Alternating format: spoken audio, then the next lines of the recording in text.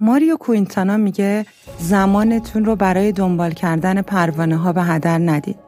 شروع کنید به بهتر کردن باغچه‌تون و اون زمان پروانه ها خودشون به سمت شما میان.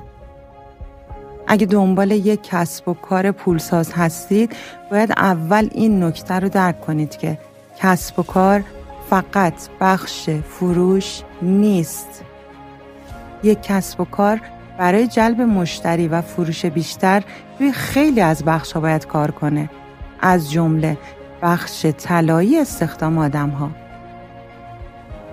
مسئله دقیقاً از اینجا شروع میشه که یک مدیر برای مدیریت راحت‌تر مجموعه‌اش به استخدام آدم‌های همشکل بی دردسر اقدام میکنه و بعد از این همشکل‌ها انتظار نتایج غیر همشکل خارق العاده رو داره.